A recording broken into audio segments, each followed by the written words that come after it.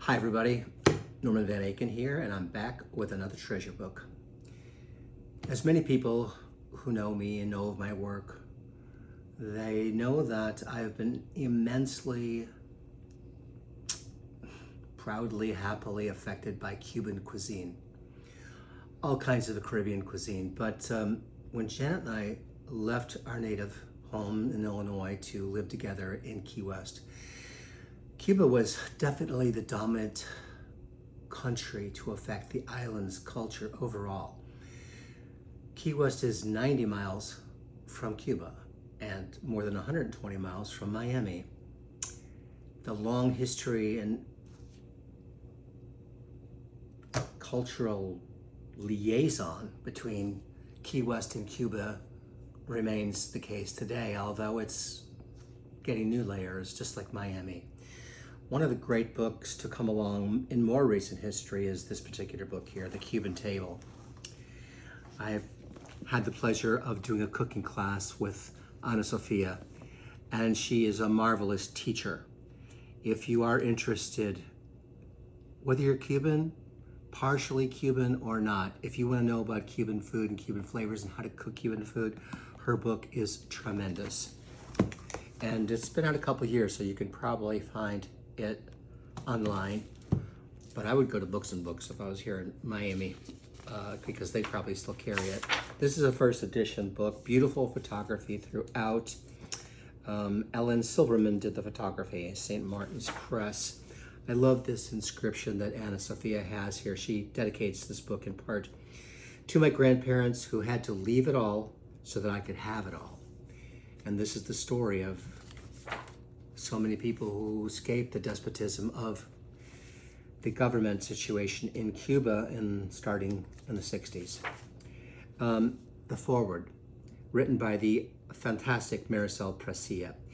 Maricel is a friend. I've known her for years. She has been sweet and kind, and she's also been incredibly educational to me. She's a historian and a cookbook author of the first rate. Her Gran Cocina Latina is a book that you want on your library too.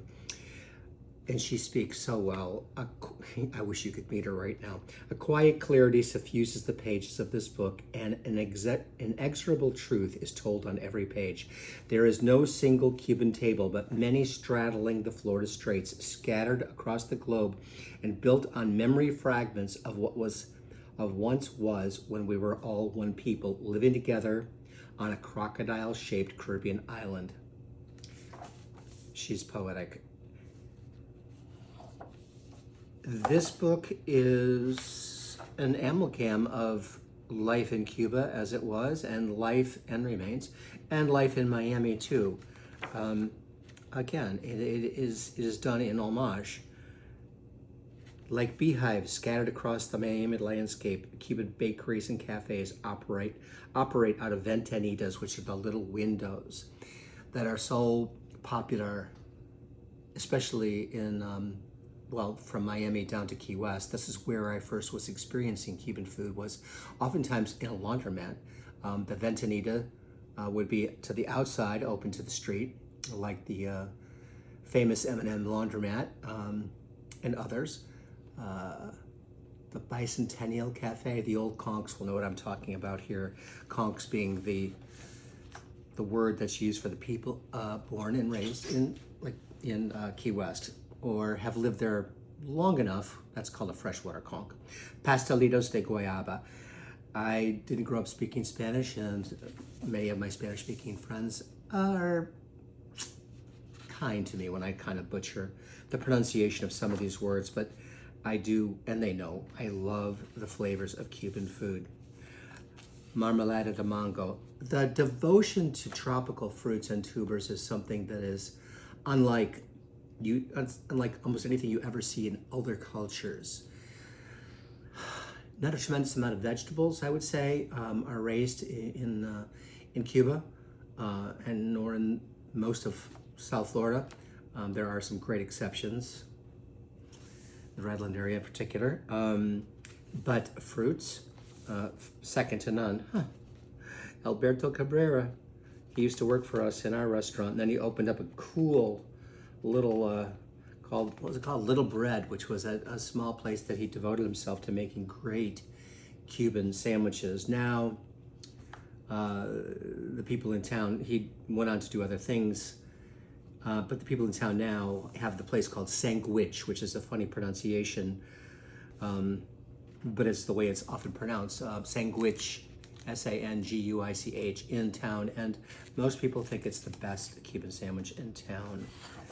I don't want to get too far away from Ana Sofia, Medianoche. Beautiful photography. It really takes you back. You need to come to Miami and we'll spend the day together. I must have tape in here for some reason. What reason do I have? Oh, I think it's the beautiful expression on this young girl's face. This is the kind of humanistic photography that appears throughout this book. Sorry about the shadow on the light there, but you get the point. Sandwich Elena Rue's fascinating story behind that, and Ana Sofia tells the story here. Most people will look for the Cuban sandwich when they're thinking of Cuban food and things that they want to learn, but pan con minuta is the breaded fish sandwich that is also extremely popular, fishing being gigantic from Cuba to Keys, all of the Keys, and to Miami. La Camarera, there's that pronunciation. They do the signature pan con minuta in town where even the little tail is left on, sort of sticking out of the bun, saying hello to you. Like most of my books, there can be surprises inside of them, and this one has one. I think it was fitting to put this particular newspaper in her book. Sunday, November 27th, 2016, when Castro died. So it's not just a coincidence. Out of respect and love for the Cuban people and their tremendous odds in finding independence, I wanted this newspaper to have a proper place to hang out and be with these beautiful flavors. You must get this book for yourself, and you will have it in your library too. All right, everybody, another treasure book for another time. I'm Norman Van Aken, and please come back and see me on Substack, by the way. That's where I'm doing a lot of my publishing now. I'm doing a lot of things with treasure books, but also other items like my radio show, A Word on Food. Check me out, Norman Van Aken. Number 1 is after my name. I'll see you there. Until next time, adios.